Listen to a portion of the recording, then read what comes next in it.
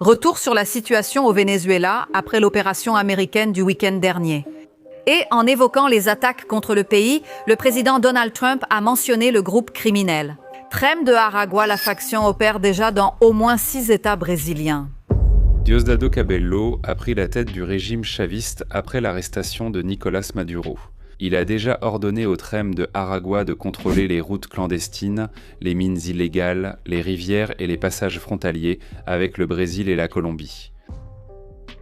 L'ordre est clair: étendre la domination de la faction et transformer les villes frontalières brésiliennes en points stratégiques de pouvoir. Les autorités brésiliennes affirment que le Trem de Aragua est déjà actif dans 6 États, surtout à Roraima.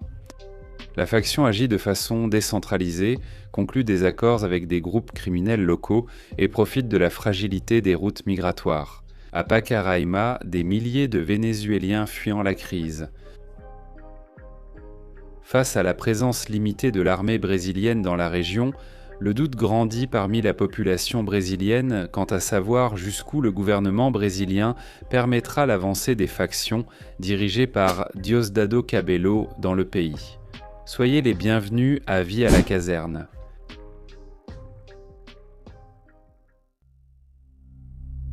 Le train d'Aragua taxe et extorque les migrants fuyant le Venezuela, profitant de leur désespoir.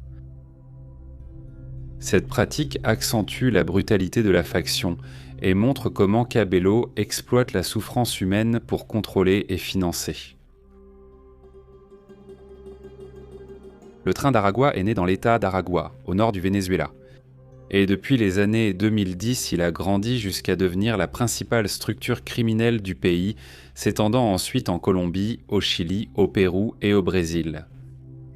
Les attaques américaines contre des navires aggravent les tensions en mer des Caraïbes et dans le Pacifique, avec une faction criminelle vénézuélienne au cœur du conflit. Qu'est-ce que le Tren de Aragua? Ce groupe violent présent dans de nombreux pays d'Amérique est désormais actif au Brésil. Sous l'influence du régime chaviste, le Tren de Aragua devient une menace transnationale, ce qui a poussé le gouvernement Trump à autoriser l'envoi de troupes américaines contre la faction.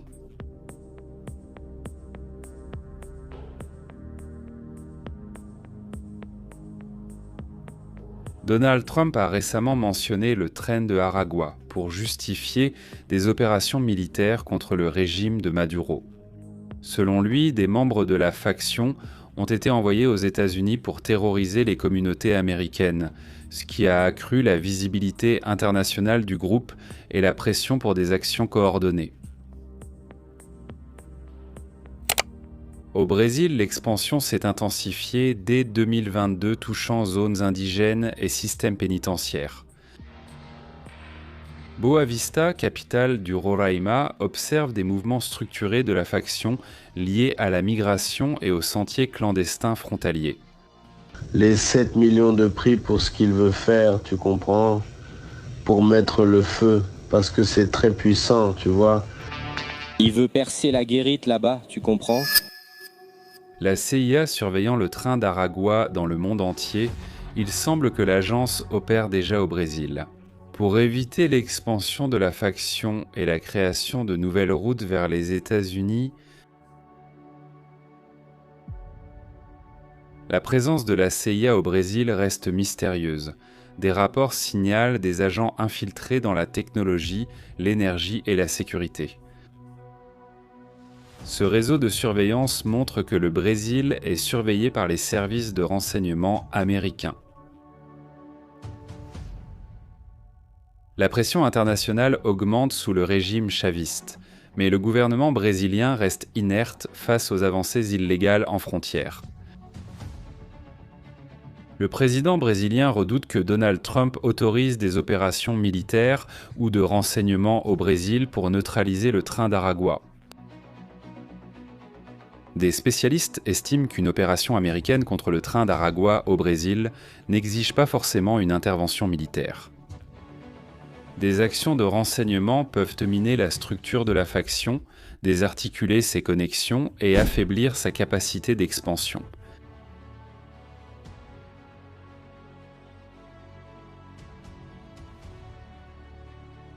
Le peuple brésilien, surtout à Roraima, attend des réponses plus concrètes des forces armées.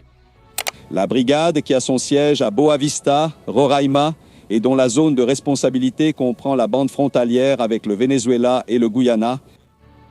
Les opérations dans la bande frontalière de lutte contre les délits transfrontaliers et environnementaux sont également des opérations menées par la brigade, ici, dans cette région. L'historique des invasions par des factions vénézuéliennes est ancien, et la patience de la population frontalière a déjà atteint ses limites. L'armée brésilienne garde des pelotons à la frontière, mais leurs effectifs sont insuffisants pour surveiller toute la zone avec le Venezuela. Face à l'escalade de la violence et à la pression internationale, la nécessité de renforcer les frontières brésiliennes est urgente. Début 2026, le gouverneur de Roraima a rencontré le général Viana Filho du commandement militaire de l'Amazonie pour évoquer des mesures stratégiques. La rencontre visait à aligner les actions face à l'instabilité croissante au Venezuela et à la menace directe du trème de Aragua dans la région.